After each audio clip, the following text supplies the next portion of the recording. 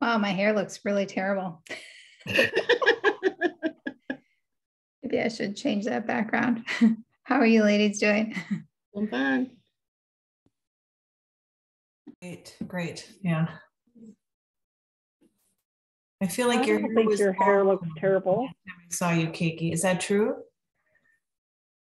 No, you're not khaki. I'm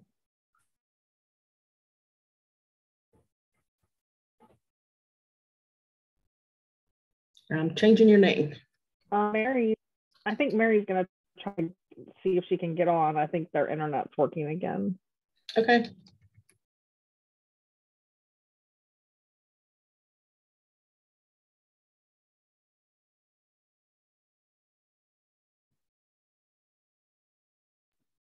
Natalie, I just heard that PVCC took off the mask this week. My girlfriend's a teacher up there and she was telling me about it. She felt pretty good. Yeah, it's been interesting listening to all the other instructors. Everybody's trying to figure out, should I still wear my mask? Should I, everybody's a little bit uncomfortable completely taking the mask off. We've gotten so used to it. And so I think it'll be a while before everybody takes their masks off, and maybe people, even students will keep their masks on long term. Who knows, I thought that was going to happen. I thought people would be very scared after wearing them so long to breathe somebody else's air. Exactly. I think people are still skeptical. Yeah.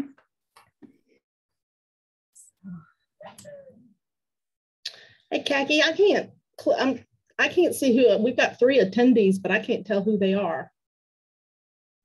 I think I logged in with my calendar and it wasn't allowing me to do anything, and I could only see you, Lisa. So I'm wondering if it's something with that link in Google Calendar. So then I logged off and came back on through my email. So. No. I'm here. My name is Sarah Harris, and Jenny Moore invited me. Hi. Hi, Sarah. Actually, I was going to call you this week. Sarah. And it looks like Wanda's joining. Looks like I'm getting them. Oh, Mary's on here. Hi, yeah, I'm here, but I'm not in the panelist room. I don't know how. Right. There. Oh, well, so maybe that's why you're showing up as an attendee. Is that possible, Lisa? You want me to send you the panelist invite? Well, I send every week. I send you your own personal one, but I don't know why y'all are using the public one. But I'm. So what link am I supposed to use? That would be helpful to know. The one I email you every week, that's at the top. Maybe I don't know. Maybe there's a public link at the bottom of it. Well, I used the link that you sent me, and this is what it brought me to, something weird. Well, the first one, I got into the wrong Zoom room a little while ago. I won't tell you where I was. That's why we saw those names we didn't recognize, Khaki. Oh, because you were. I was on somebody else's meeting and I started their meeting.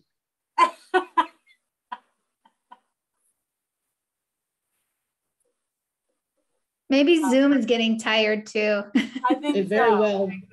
Could. I've been holding it together for you people for 2 years. I need a break.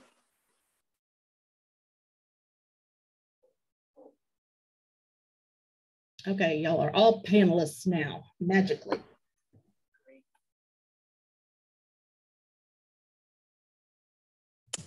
Thank you, Lisa. You're welcome. I'll try and do it right next time. I don't know. So I think the full board is here because Mary is not able to join us. Is that correct? Because the county email is still wonky.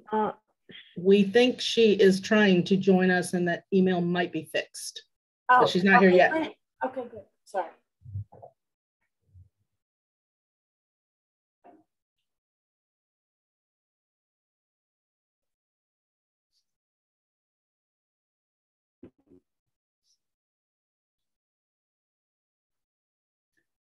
So if it's, since it's 3:33, do we want to, does Amy want to start?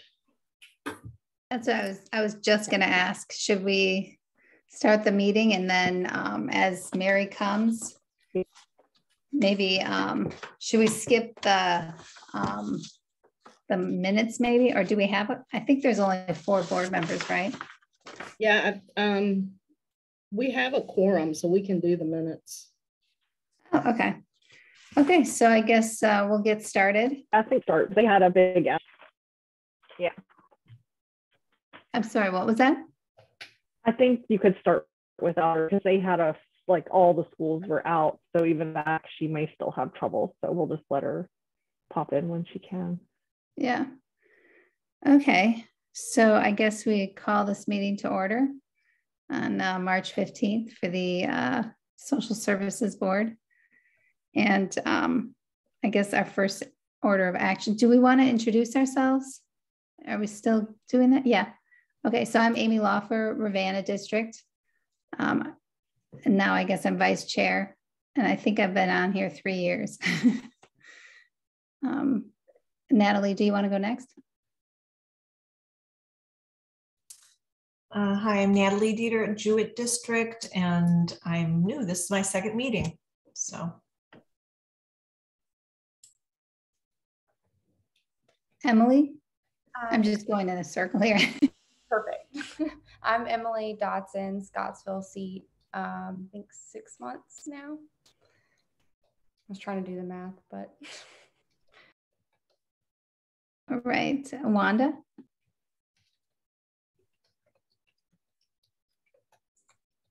Hi, I'm not as fast on the mute button as I need to be. I'm Wanda Horman. I'm the assistant director. Oh, whoops, Sarah? Okay. Hi, I'm Sarah Harris, and I am out in Whitehall, and I'm here to learn more about what you guys do. Thanks, Jenny, for inviting me.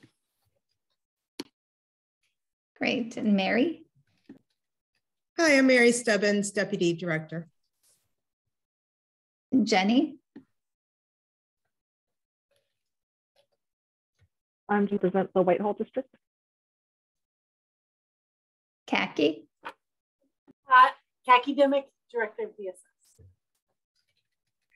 And Lisa?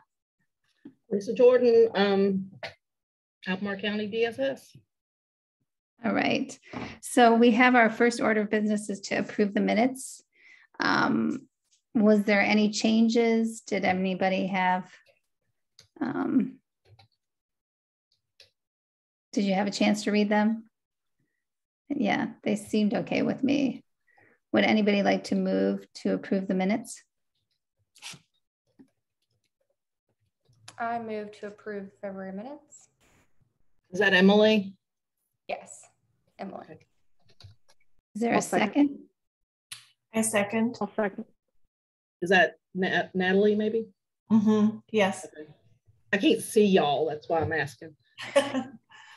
And if you can just say, you know, if these are approved, raise your hand, or if there's any objections. Okay, I guess it moves. So the first order of business is the director information items. That's usually that report that comes out. If anybody has any questions, does anybody want to start with the, it's like this thing, if you can, I changed my background, I'm sorry. There's a 7-page document that was sent out with the information items. Starts with bright stars usually. Does anybody have anything that any comments or questions? Natalie, Emily, Jenny. I did have a question for in terms of the housing and the lottery. Where are we at in that process? Have we started the lottery and notifying? Yeah, I don't know that they're done yet, but they did start the lottery and they have started notifying folks about whether they were screened and whether they had a complete application and whether they were selected or not. And so there's 3 different communications that they might have received at this point. I don't know that all of the community, like I don't think it's completely done. And I know this is always a struggle for the housing department about sort of like, you know, if you have that many, do you do a lottery and sort of, is it fair because of the lottery, or do you apply all of the possible benefited criteria to try to select your group? And then anyway, it's a national conversation among housing authorities about how best to sort of develop your wait list. But they're essentially, the best practice is you should never have a wait list that is longer than your ability to move everybody on the wait list into housing within 2 years. So 1,000 people applied, and that would mean, I think he calculated that it could be like 22 years before we can move everybody. So we needed to start with a random sample, essentially, of that 1,000-person list to create our wait list. And that does mean that everybody who's on that list now should have a housing voucher within 24 months, which is a pretty great sense of certainty we can offer that group. Okay, thank you. Mary, you're with us. Yep, Mary is back. So we were just going over the information items. And Emily was the first with a question. So if you want to take it over, Mary. Thank you. I apologize. We are having a day today at school, and all kinds of things are happening. So I've been told our connection is slow. Hopefully it's not so slow that I'm one of those people that's like a minute behind you. But if so, then I'm sure Amy can handle it. Did you all approve the minutes from last meeting? Awesome. Did you all introduce everybody? Man, look at you. You don't even need me. I'm just going to go. Did everybody have a chance to ask questions about the information items? No? Okay. Does anyone else have any questions or comments? I had a couple, if you don't mind. You know, back to, it was, oh, what is this, G? It's 2G about the foster care. Having problems with the facilities that are dismissing children. What can we do? What can we do to help? I mean, that's a good question. If I was going to bring up, and I will still bring it up, if asked to sort of identify something in that report that we want to bring out, it would be this issue. And this is a concern that we're facing right now. We have a young person who does not have a safe place with family and does not have a place with any kind of residential program because there's not openings, because they've all shrunk their capacity based on COVID regulations, but also based on the sort of general workforce challenges we're all having right now. And so there's fewer spots. There were not enough spots before, but there's fewer spots available, particularly for the higher needs kids. And so we have a young person who is right now at an Airbnb that we rented with staff on shifts. And I think they're 3-hour shifts. There are some 3 hours instead of 6 hours. Folks signed up hour by hour. So, I mean, I don't think anyone's there for only 1 hour, but yes, as few as 3, then folks are there overnight, generally from 10 to 7. But yeah. And so, when we started this schedule with this young person, we didn't have an end time. We didn't know how many weeks we might be in this position of providing direct supervision for this young person. As it happens, it looks like, fingers crossed, everybody knock on all the wood you can find right now. It looks like Monday, this young person will be able to go to a safe spot. And that means we will have only been doing this for 10 days, but 10 days of that kind of supervision and close supervision is just exhausting to our staff, who currently, of course, have all these other things. And so in terms of advocacy, Amy, there's 2 things to do. I think one with the state is to encourage the development and encourage the creation of flexible and appropriate residential spots for high needs kids. Because of course we're not talking about placements for kids who are, you know, just difficult 14-year-olds, right? We're talking about people who have kids who have really significant needs, and also then have significant needs for consistency and routine and all of the things we're having a hard time creating, doing these sort of intermittent kinds of plans for. And then the second, and this is a little bit more inside baseball, but probably worth thinking about, is that the primary source of money that we use to pay for kids like this, for all the services we use, is called CSA, which is the Children's Services Act money. And that money, we're being told we cannot use to pay for the costs associated with sheltering and supporting this young person temporarily. Now, I will say our regional office has been flexible and has been working really hard to try to find a way for us not to have to own the whole amount of this cost ourselves. But it's not because the CSA money has become flexible, it's because they've worked around it too.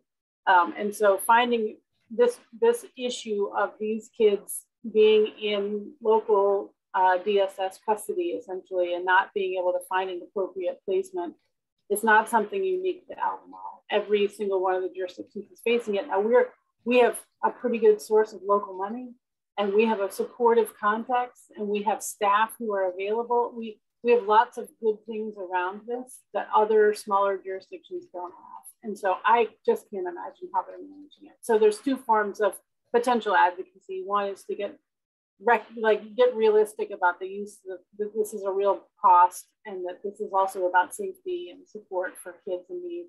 And then the other is finding more flexible, sort of more mechanisms for support, for placement support for these kids. Is there something I'm missing, Mary? No, I think you covered it. I can't think of anything else. Okay, well, I'm really sorry that's happening. That's unbelievable, actually. I will tell you that there's two other kids that are on our list who are like watching and waiting, thinking that this might happen with them too. And so if you think about an exhausted social worker working with higher acuity kids in the last 2 years, the idea of that happening is almost as bad as it actually happening. They're really tired, and this is really hard to provide good, supportive, loving care as a substitute parent as part of your job to somebody in addition to doing all the rest of it. Thank you. I just noted, I had the housing question too. That was my other one. And I was wondering also it's 6C, the public health emergency funds running out April 16th. I just wanted to mention that. I'm sure that's something that's top of mind for a lot of folks. Actually, do you think the social media campaign is effective? So I was saying how you're communicating. Well, it's not just, it's the state is communicating through social media to tell parents that, or family, and about the money running out on that date. And are you going to be requalifying people? I think I'm afraid that Wanda might start to get sick to her stomach having to talk about this, because this is so painful for her. But Wanda, would you like to respond? Sure. They've at least named the process now. It's called unwinding. And that's about as far as we've gotten. They have not told us what that looks like. They have, other than it's going to take a year, so they're not going to require us to do all of these reviews like in 1 month. But every Medicaid case over 3,000, close to 4,000, have to be reviewed. And the staff is already can't get it done now. And now you're going to double their work, literally, because you also are going to have reviews that are going to have to be done. And then along with that is people who were not eligible and haven't been eligible for a while, and we couldn't close during the pandemic, we will be closing based on the results of their review. And they're used to having Medicaid and not going to understand not having Medicaid. Their circumstances haven't changed. So we anticipate a lot of applications. So that'll increase the number. The door will be revolving, and they will be appealing, which is always an exhausting process. And so they haven't, while the state may say that it's April 16th, we've gotten close to that date before, and then they change it. So we have heard no additional direction or guidance from the state. So it makes us think that April 16th is tomorrow. They don't really mean it, or March 16th, April 16th is a month away. Maybe they don't really mean it, but we'll see. The closer we get to it, there'll be more information coming down, but the state's really not telling us anything other than they're naming it and that they're going to give us a year. Actually, are you guys developing a plan on how to, like, is there a priority list or? No, because we can't really determine what the state's process is going to be. It will be based on what the state tells us to do, but we are certainly having conversations about how to manage the processes. But, you know, when you already can't manage what you have, it's very hard to have a plan to manage more. But we're trying, and one of the things that we have done is we're more staff. We have gotten a couple of extra staff people and getting them up to speed. We were lucky to hire people that were plug and play. We didn't have any training turnaround time with any of the new hires, so that's certainly helpful. And so we're hoping to get a little bit of relief in that direction. But the state hasn't given us new people. When the state started Medicaid expansion, they gave some new positions to the localities. They've not been that gracious for this. Instead, they're telling us that they're going to hire people at DMAS that will do some of this work. And we are constantly having battles with the work that the state is doing, and then the case is transferred to us and it's wrong. So it's, you know, it's untangling the mess that happens at that level too. So we just don't know what it's going to look like. We're trying to stay positive. Thank you. That's all.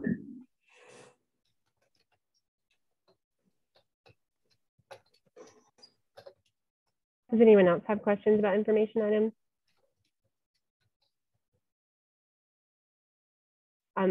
I had a couple. I'll go ahead. I was looking at number 2, letter A. It was speaking about, it's in the foster care section, ETV funds. And for the life of me, I could not remember what ETV stands for. Could you remind me? Education Training Voucher. Ah, that makes total sense. And it says the unit is having to be creative in how to meet the need and also maintain funds in order to support IL-driven youth currently in foster care. So if we're being creative to meet the need, that kind of makes it sound like we don't quite have enough funds to meet the need. And so I'm wondering, like, what is the need compared to the funds? Like, what's the difference between the two? I don't know the answer to that. We can generally, for ETV funds, I think we can ask for more once we expend it. So it depends on what the state has.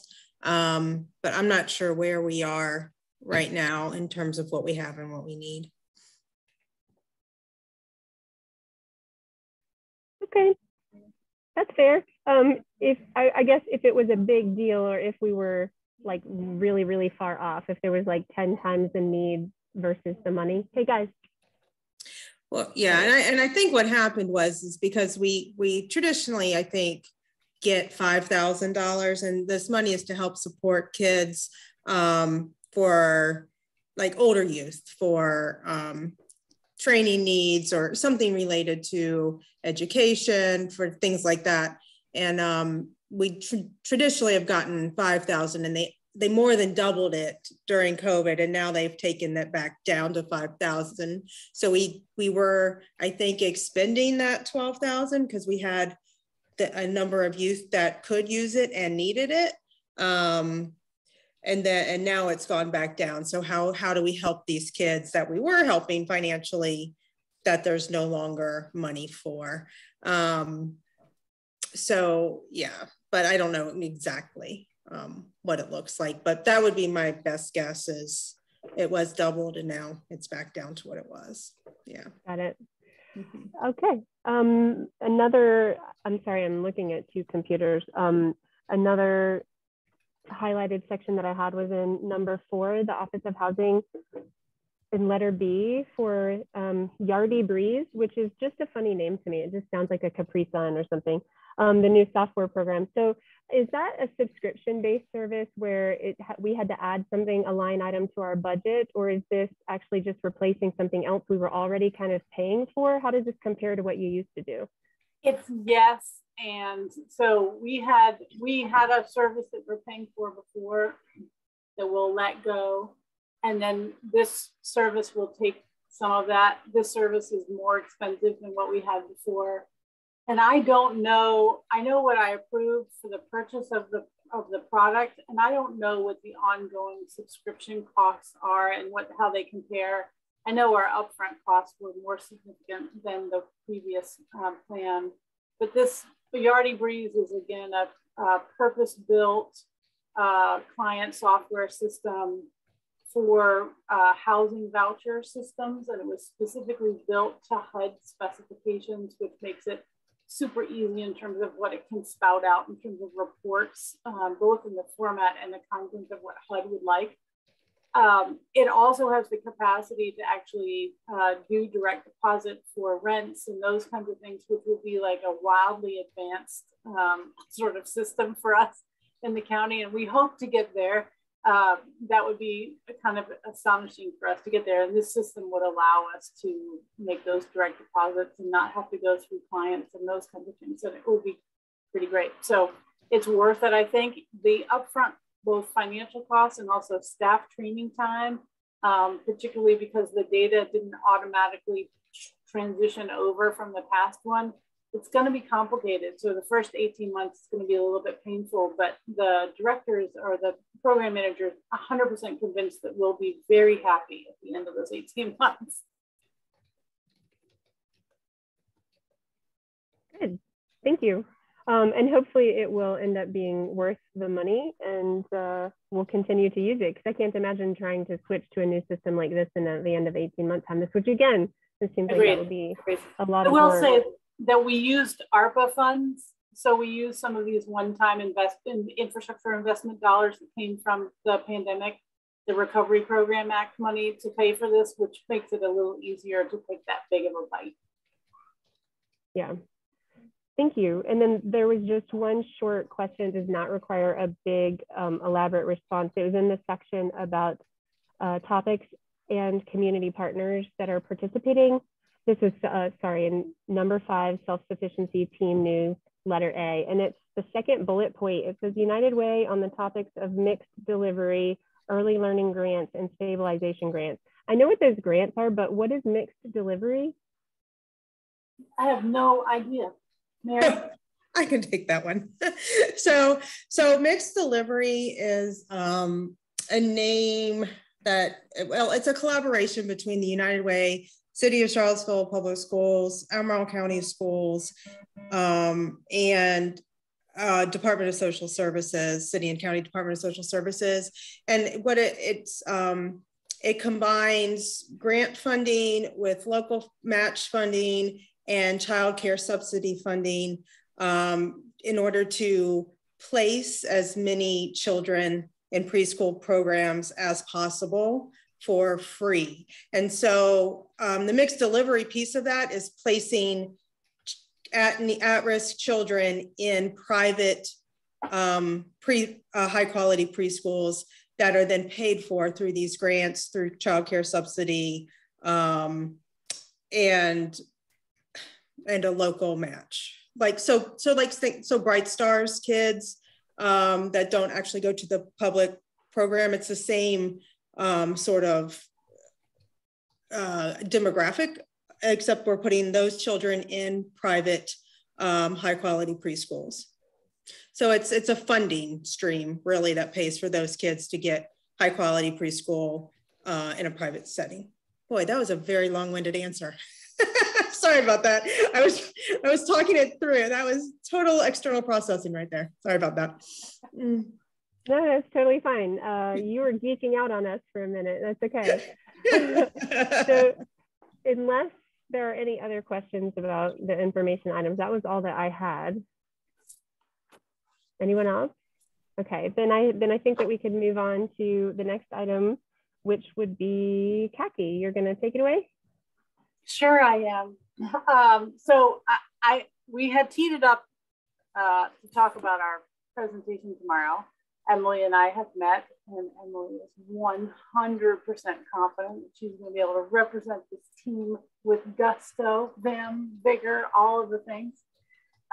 With the annual report had minor tweaks that we had identified the last time that were made to it and then submitted to the clerk's office, and so the Board of Supervisors, of course, and it was made public a week ago. I submitted the slides to the clerk's office yesterday so that they're preloaded. So we can, if you'd like, we can go through that slide deck again in preparation, or we can wait and see it again tomorrow.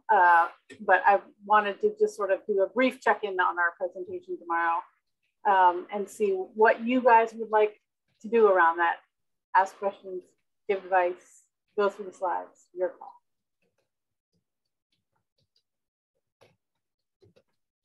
I think it maybe just highlight the little changes or anything you've tweaked since last time, and then you can kind of, you and Emily already talked about what you're going to say, I'm sure, and then I don't know if you wanted to do a practice run. You certainly don't have to, but it's up to you. Emily, how are you feeling about that? Yeah, I feel good about it. Like I told Khaki, I'm probably going to be over prepared and taking way too many notes. So I don't necessarily feel the need to run through it. But if you guys want me to, I'm happy to. But otherwise, yeah, I think just going through and kind of highlighting some of the changes. I don't think there were many that I noticed. But yeah, if we wanted to Yeah, we had just, I sent it out to everybody afterwards. So it hasn't changed since what you all saw that I sent out. But it just includes the previous board and the current board, and includes a slide on the needs, the general need and context that Natalie encouraged us to provide, which I think is really helpful in terms of setting the context. And included that example with that repatriation immigrant family as just an example of the sort of above and beyond the sort of work that the board does. And so, I mean, that the staff does. And so those are the three really substantive changes that were in the slide deck. And I think true to in previous years, they'll call me to the, on the Zoom, and I will introduce Emily, and then Emily will run with it. And then I'll be in the background, and thankfully Mary will be in the background. So if there's detailed substantive questions, that there's somebody who actually knows all of that who will be there, so that we can, and then Andy Bowman, who is in our budget office, will be lurking in the background as well.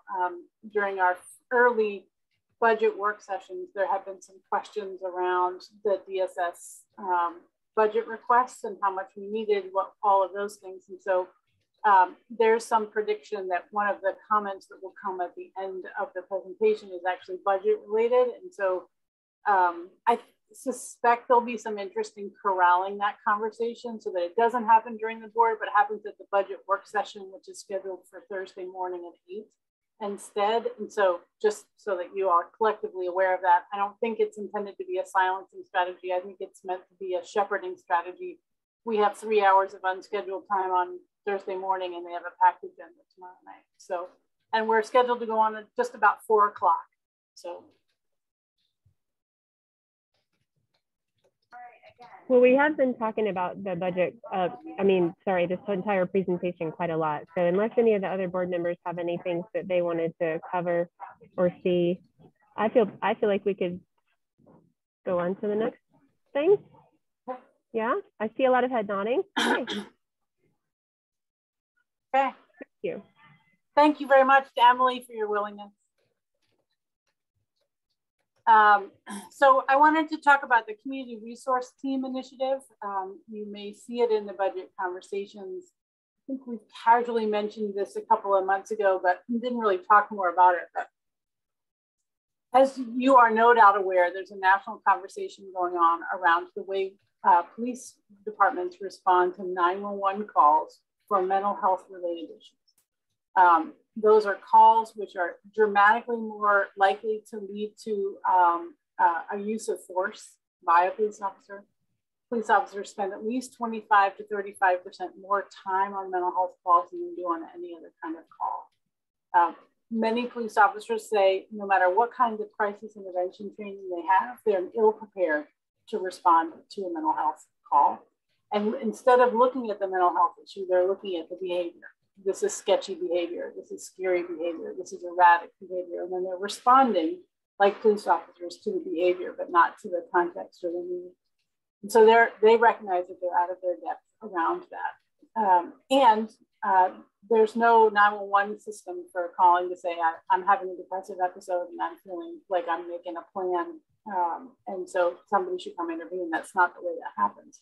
And so somebody who's having a mental health issue is usually seen to behave in some sort of scary kind of way.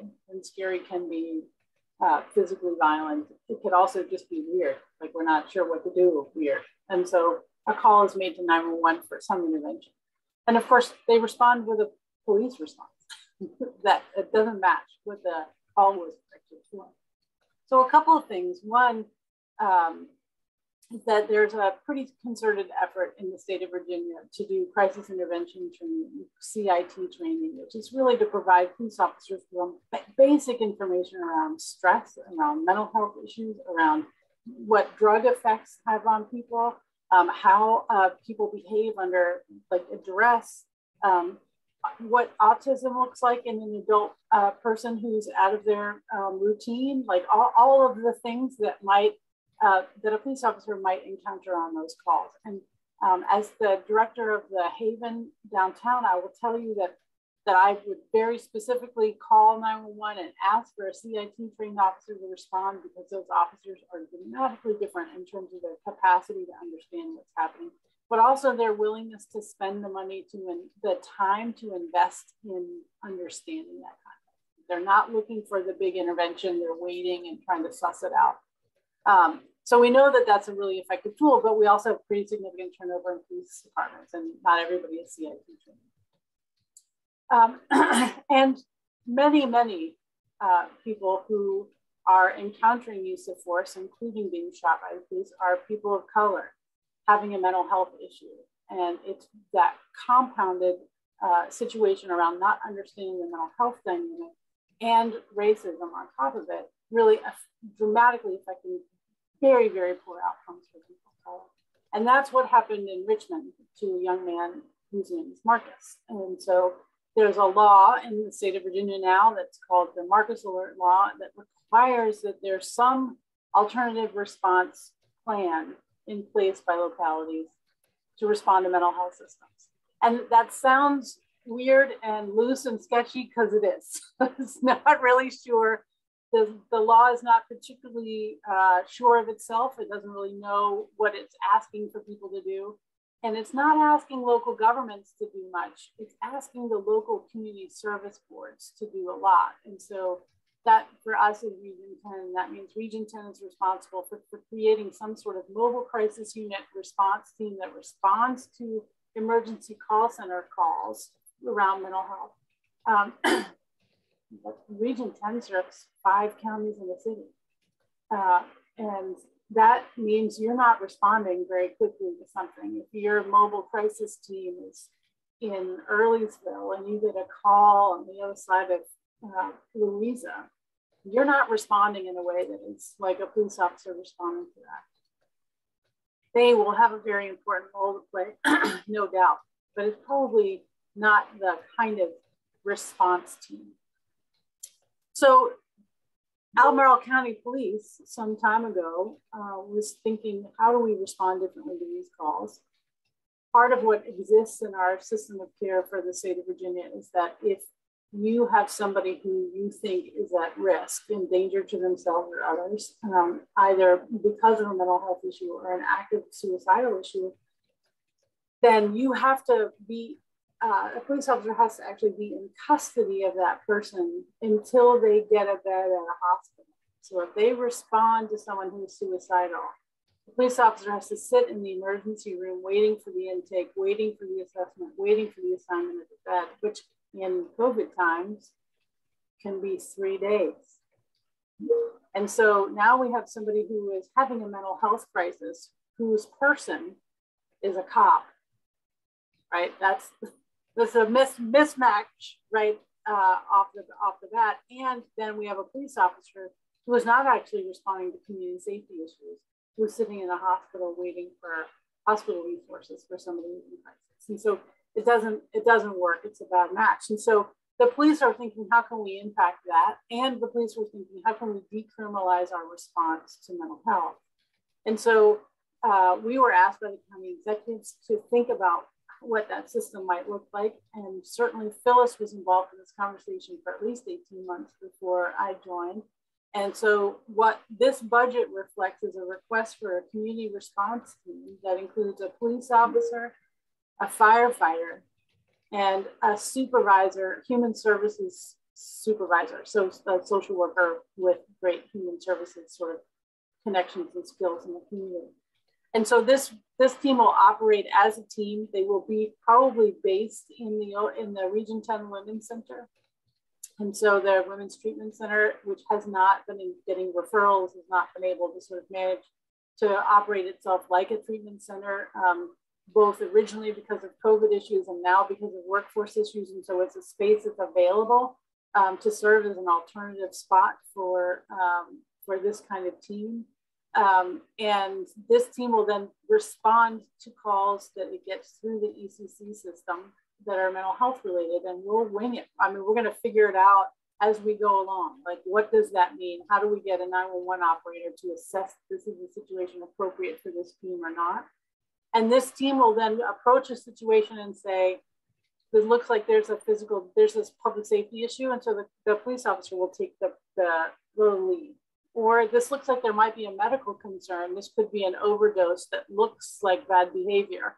And so we need somebody who's going to assess the medical needs of the situation first. And so the EMT firefighter will take the lead. Or this looks like a community conflict that the social worker can help do some de-escalation work with the community around, and they'll take the lead. And so they'll figure that out together. My guess is that's actually more fluid than that sounds, because they'll be switching back and forth all the time.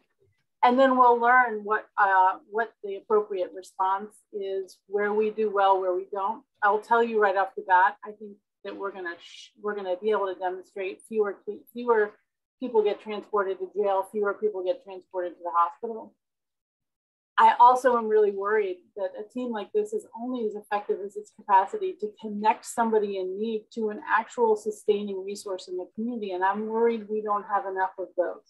So I don't want to overpromise, because I do think we'll see early results, but I'm worried that we might go back to that house several times because we weren't able to get a good, solid mental health resource to be in place in the ongoing kind of way. But it is in the budget, and it's sort of a first foray for us as a department to think about a more human services approach. I think we still have a lot of DSS needs to shore up that foundation before we do a whole lot of expanding into human services, but it is both an expectation of the county executive's office and I think the Board of Supervisors that we are able to be more flexible and responsive in this kind of way. And so I suspect it's going to get a little play because it's new, it's exciting, and it's responsive in a timely kind of way to something that people are talking about in the community. So I wanted you all to be aware that that's in the budget and they get some airtime. I'm happy to answer any questions.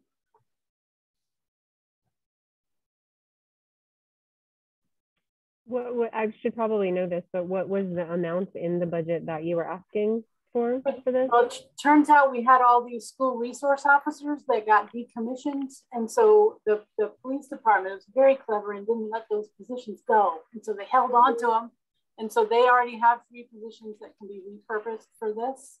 And they have a supervisor already in place.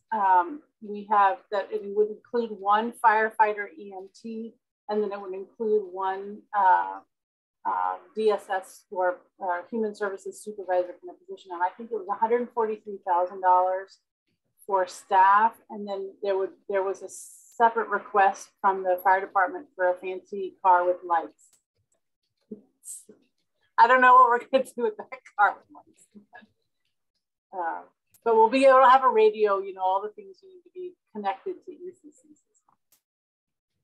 Is there any talk about trying to utilize people from the community? I mean, I've been hearing people talking about this for years, people who are not police or firefighters, and who have very strong opinions about the needs of the community, and that community should be able to help take care of itself.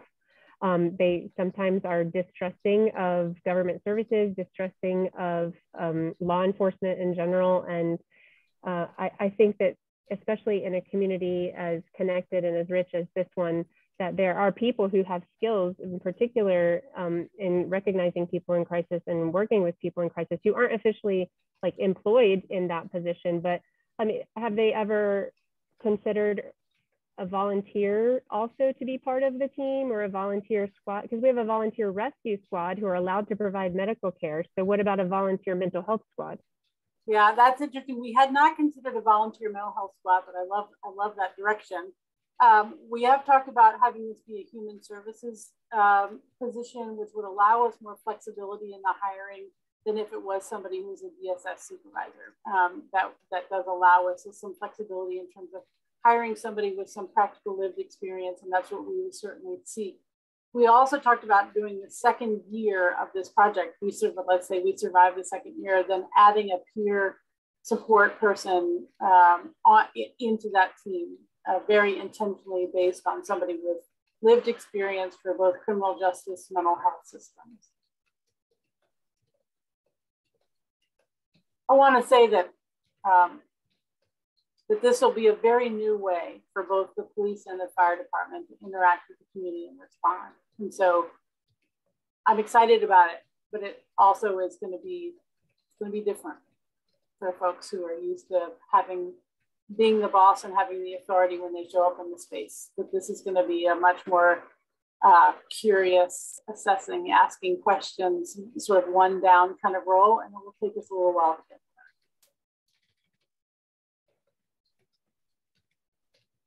Amy, you have a question? I have 2. First was, I think you're right about having resources in the community to be referring to them. Is there, maybe if you could prioritize the top 1 or 2, what resources you might need? Do you have any idea what that might be? I mean, you know, Amy, that's such a good question. You know, there's like the answer that I would have for you 3 years ago. And then there's the answer now, which is like, we don't have baseline services that are mandated by Region 10 to provide, much less all of the things that we would like them or anybody else to provide. And so, you know, I think having like a peer support case manager, navigator person would be on my list of ideal even before, you know, I identified somebody who was providing, you know, any kind of clinical support. But somebody who has the flexibility, the relationship to provide the support that somebody needs at 3 o'clock in the morning, that they've got somebody to make that call, that they're not calling to ask for an appointment, but they're calling to say, I'm losing my whatever, please call me. Yeah. You know, the other thing I was wondering is, do you guys have any sense of how many calls they're like the police or the fire are getting right now that are would fall into this category? We do. I'll send you. We had in our budget request, we made the case by presenting some data for both the police and the fire department for who they're responding to. And I will say calls for suicide, however it's defined, just broadly, dramatically up in the last 3 years in our community.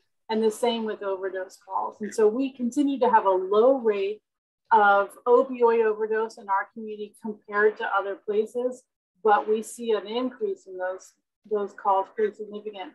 And we've seen a dramatic increase in overdose for alcohol in the last several years. Again, the level of our need doesn't match some counties that are near to us. But in terms of what we've seen in the last 3 to 5 years, it's a pretty dramatic, sharp turn for the worse. But I'll send out the document that had all that data. I know Lisa will remind me. Anyone else? Natalie or Emily or Jenny have any questions? No. I am curious because you're saying there's school resource officers whose positions were preserved, which I completely understand, and I remember paying close attention to that discussion, and then the funding streams and that sort of thing, and they were replaced with safety coaches who were trained by law enforcement, but they don't carry, a weapon, and they're not in a uniform and that sort of thing.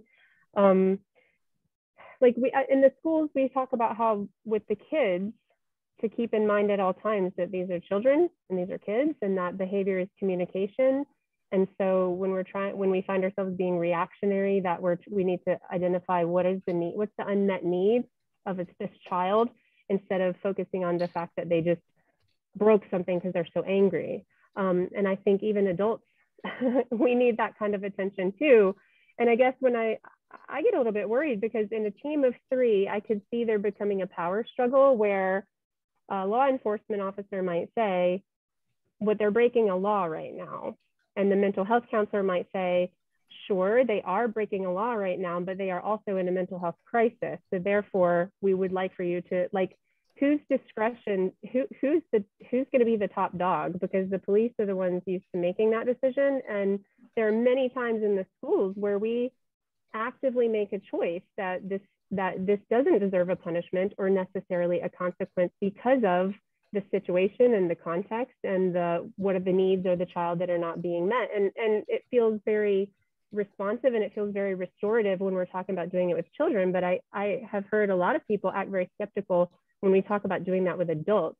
So for this team, is it going to be a situation where the mental health, I can't remember what you called them, and I wrote it on the other paper, the human services supervisor actually has the ability to stop someone from being charged with a crime?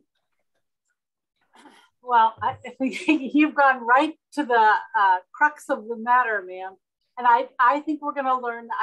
We fully predict and anticipate that power struggle. We're baking it into our planning and our thinking about this team, and also about how they resolve problems and conflict among themselves. And so we're really baking in those structures into the team development. This is community response team is in DSS. So it's been made very clear that we're using both fire and police resources in DSS to do this work. Now they still have obligations within their respective certifying agencies in order to meet their requirements to still be called a police officer or a firefighter, but that their direction is being taken from us. And so that, of course, the structure of that doesn't matter sometimes in that moment. And so it is my belief that all of these folks will be coming to the table with the best interest of trying to avoid jail and avoid hospital.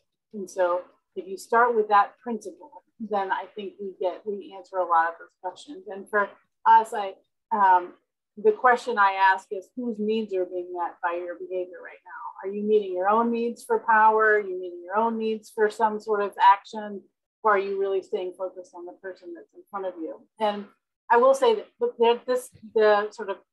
the boss team is meeting with some folks from Colorado Springs who've been doing this work. There's a bunch of folks on a call for later on this spring with people from Oregon who are doing this kind of work.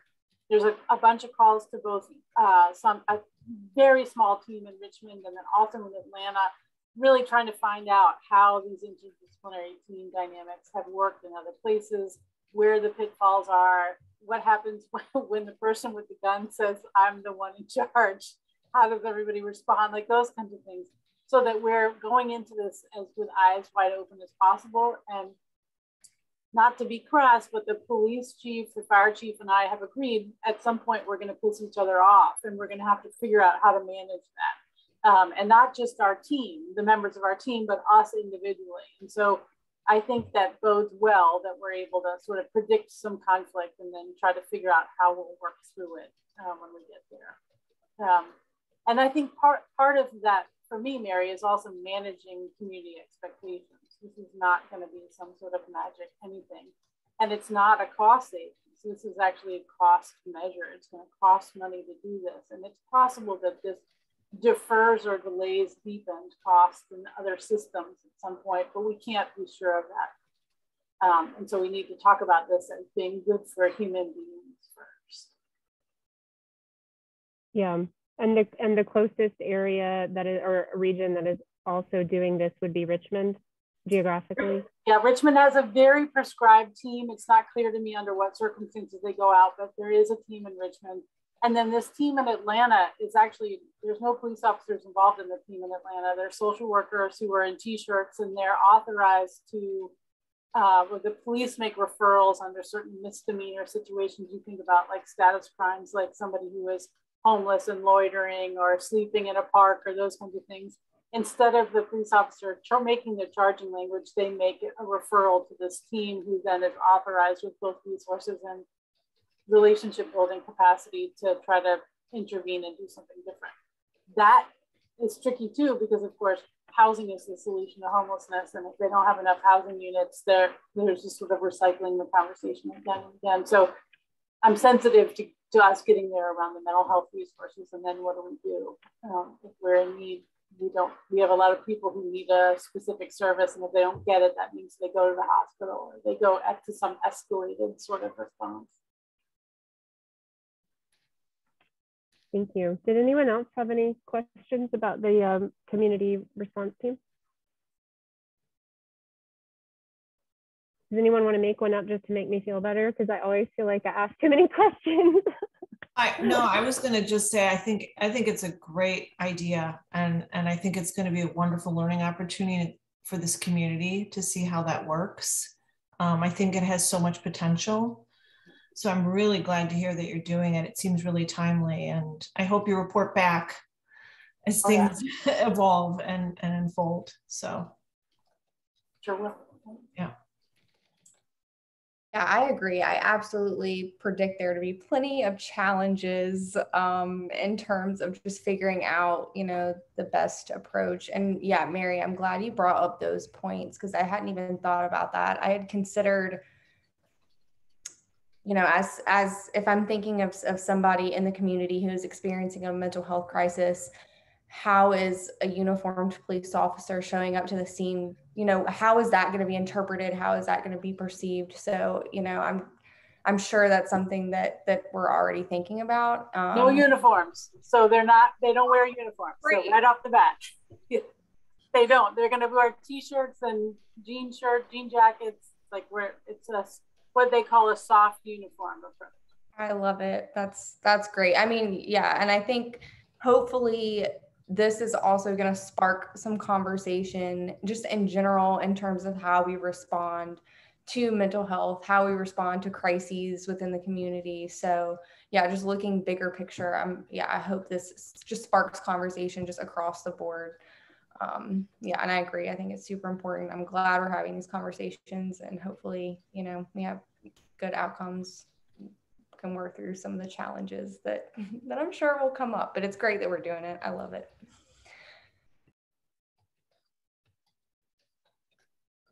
You mentioned outcomes, and I think whenever we start something new or whenever we make a change, we're always trying to keep in mind what is our expected or what is our desired outcome.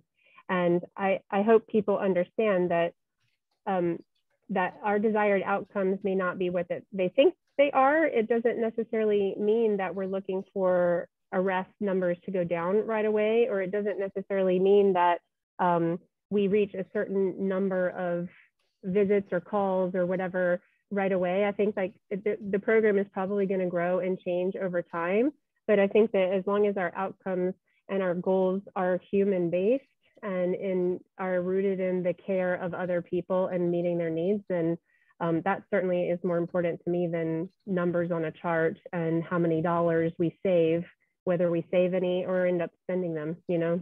So I'm glad you brought that up, Emily.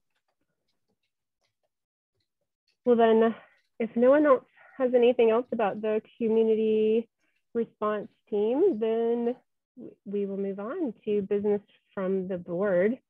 And I always want to offer to anyone else who was here and just for the presentations, and if you need to go, you're certainly welcome to go. Don't feel like you have to stay for the rest of the meeting, but thank you so much. I really appreciate the presentations and all of the information. So do we have any board members who have any business you want to bring up?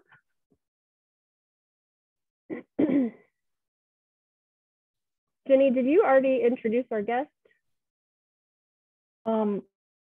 She introduced herself as we went around, but I guess I could. I've added. I've been looking for someone because I would like to step down after serving for years, and so I don't want to spot, but she's been interested, been chatting, and I thought it would be nice for her to come and sort of see everyone and just sort of get a little bit more about what group's about than I could give her in the chat we've had. Excellent. Well, I hope we haven't scared you away, Sarah Harris. It's nice to meet you finally. Well, kind of meet you. Welcome.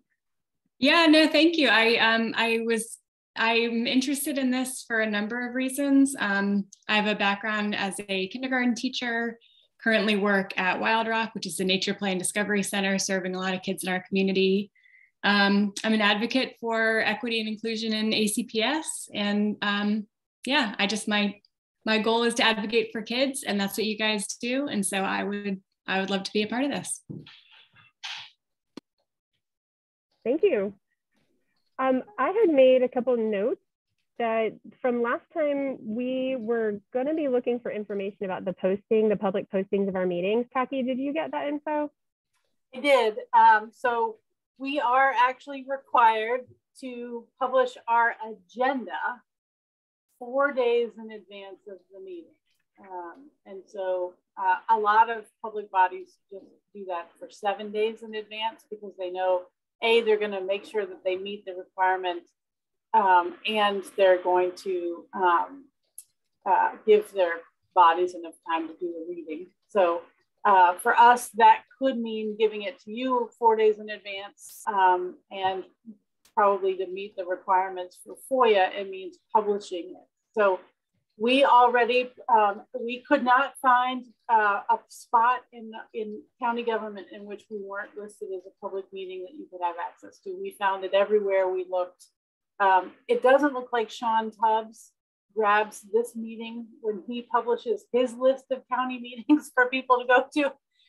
He may not know about it. That's maybe why, but that's the only list we couldn't find ourselves on. And of course, we may or may not sometimes want to control Sean Tubbs, but we definitely don't control. And so, so that's one thing, we did that research, Mary, and then the other was to find out our requirements. And so we do have an obligation to publish the agenda 4 days in advance. And Lisa and I have spoken, and our person who has historically done the posting onto our onto the website has moved on to a cooler position with the county downtown doing organizational development across the whole county, which is exciting. And we do not begrudge her this move, but we will miss her.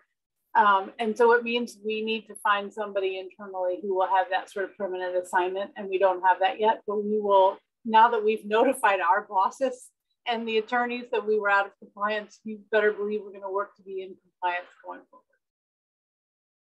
Got it. Does that mean that the meeting materials also have to be posted that far in advance as far as the slides we're going to use or that the information items? It's just the agenda. Just the agenda. Okay. I think kind of the issue being to advise you, this is when the meeting is, and this is what we're going to talk about in case you want to come, as opposed to actual content. Okay.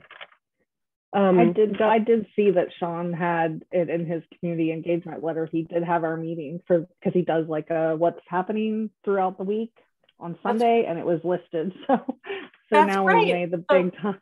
Maybe we looked at the like a wrong week in which we wouldn't have been on there anyway. Yeah, I messaged him about that. Oh, you did? Okay. Good. Okay. Yeah. But maybe Charlottesville Tomorrow, or I might be mixing up Sivo Weekly. There are other like just publications. They're not government websites, but there are other places where people do post things like that. And I think it would be nice to try to get in as many places as we can. But yeah, that's good. I'm so glad that you were able to find that. We are getting our ducks in a row, so that's our goal. And then the only other thing that I had was that I'm actually not going to be here next month. So Amy, if you can be here, that would be great if you could run the meeting. We are going to be in Ireland. My children are Irish dancers, and they are going to be dancing in the World Championships of Irish dancing. And so we are going to be there, and I'm going to miss the meeting. But I'll show you videos and pictures and whatever when we get back. Does anyone else have anything? I will just say that Mary just texted me. Thank you, Mary, for that. That the Board of Supervisors has made the decision to go to hybrid meetings for the Board of Supervisors meeting, the Planning Commission, and the school board meetings, starting the April 6th meeting forward. So that means that they'll be assembled in person, but the public may engage via remote mechanisms. And so that'll be an experiment. Of course, the assumption being that the transmission rates continue to decrease and we stay in the yellow. And so at some point after that, they'll make some consideration about whether they advise all meetings to go back to in-person or provide a choice. And so just, nothing has happened to this meeting yet, but there will be an opportunity probably at the next meeting to have some conversation about whether you all want to continue to provide, to do this meeting virtually, or whether you want to go to in-person or hybrid, and what that means for us in terms of our support for the meeting. So just immediate future conversation. Thanks for prompting me. Thank you. Okay, would anybody like to point out or discuss any items you want to make sure are put into the message out? I kind of feel like our message out is your presentation tomorrow. Wait, is it tomorrow? Yeah, it's tomorrow. Whoa. And that's going to be a really big message, and they're all going to hear it at the same time. So maybe we don't necessarily need one. I don't know. How does the rest of the board feel about that? I think so, but maybe we want to just put a plug in for this community response team initiative for the board thing. I mean, the budget session they're going to have, maybe we should just say we fully support. I don't know. I mean, if that's worth it, or. I don't think there's any risk that the community response team is not going to get funded. So I'll just say that. There are two practical ways in which the advisory board might be helpful in the budget conversations. The first is that there are this budget includes 4 positions for DSS. It includes 3 eligibility worker positions and the financial analyst position for housing. I consider them all stop the bleeding positions for different reasons. It would be unusual to find a financial analyst in that list, but in this case, it really is critical for housing to have that. Right now, they're set in the budget to start at staggered positions. So not all starting July 1, but some September 1 and some January 1. One immediate way in which if the Board of Supervisors is interested in making life easier for DSS, it would be for those positions to all start July 1. That would be one easy thing. The second is if the board was interested in diving into our budget more to support additional positions, that would be an additional eligibility position. So rather than going any deeper than that, I would stick with the message around eligibility being the place where things are bleeding the most. So they could help us by starting July 1, and they could help us by giving us additional resources. If you would like, maybe at our next meeting, maybe if Lisa, you can prompt me to talk about this, then we have this opportunity to be in front of the board tomorrow, and for us to show them how amazing and competent and powerful and impactful DSS is.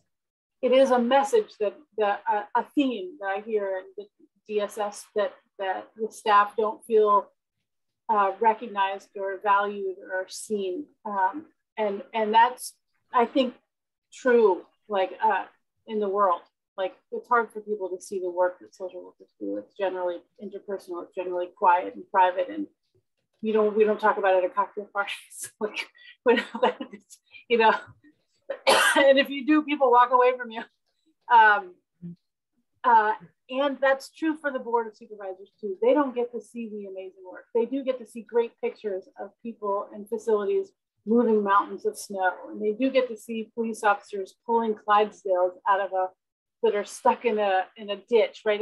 That's exciting stuff, but we don't have pictures of ourselves doing the kind of work we do. And we don't have pictures of the entire staff standing around this one high needs kid in his Airbnb that we rented, right? We don't have that, but that's the kind of thing that the board could use to understand the impact. And so I've just been thinking about ways in which we can benefit from the message out in a way that really helps to inform the Board of Supervisors about the kind of work that people are doing here, because it is so powerful and it's a big deal. And so I will say that sometimes my heart goes, when I'm at a Board of Supervisors meeting and I hear somebody say, gosh, the pandemic has been so hard on building inspectors.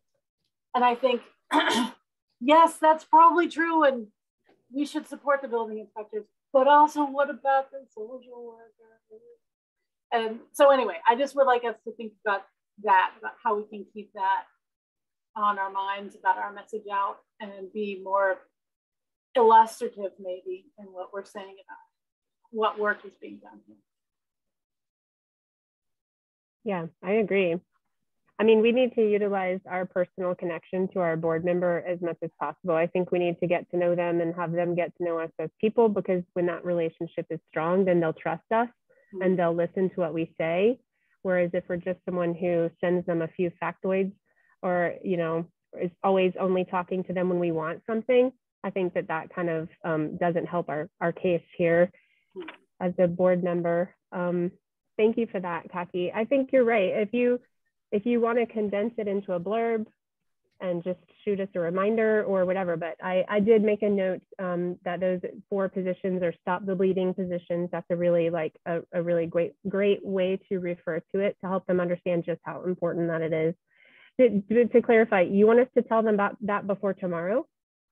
No, I mean, okay. What I think you'll have an opportunity between now and the budget gets adopted at the end of April to have some conversations around budget. There is a budget work session on Thursday morning that they'll be talking about DSS then, and the same messages that we will be making as staff, both the budget office and DSS staff, to say here are some ways. They sort of vaguely expressed an interest in supporting and understanding DSS's need in the presentation of the budget. And so we're just being prepared for additional questions on Thursday morning. And so being prepared to say, if you're interested in being kind to us, here are some changes in the existing budget that you can make that would make a big difference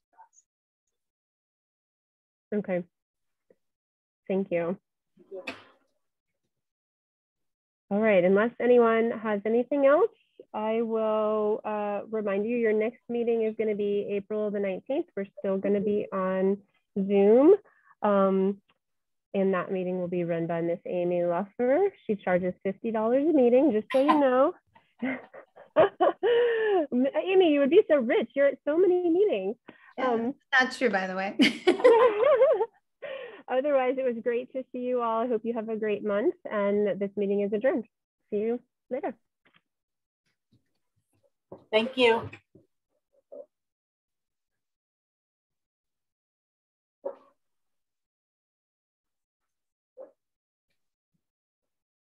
It's you.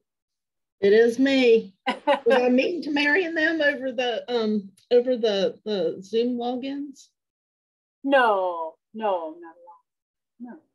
Because I mean, I send the same thing out every month. I don't know what they're clicking on to get into the meeting. Or I think if they think it's already reserved on their schedule, they must be thinking that they don't have to go back. And I would every single time, Lisa, I go to the board, my Teams meeting, and I think, oh, that's a Teams thing. And then I think, oh no, Lisa sent me the thing, go find it. And then I go to my advisory board file and then I can find it there. Yeah, because it's a webinar. See, it's not a meeting, it's a webinar. Yeah. It's different than some of the Zoom things that you can send out. Agreed. Because again, you're invited as a panelist only. Right. Yeah, exactly. Yeah. No, you were not mean. Nothing, there was no mean bone in your body. Oh, there's lots of mean bones in my body. But I don't know. Mary's like, well, I try to do better. And I was like, I don't mean to be mean to her. There's lots of people I would be mean to, but not her. My grandchildren would kill me. They love her. She's that pretty lady, really pretty lady. They love her. Yeah, she's lovely. Yep. All right, I'll come walk out with you in a minute. All righty. Bye.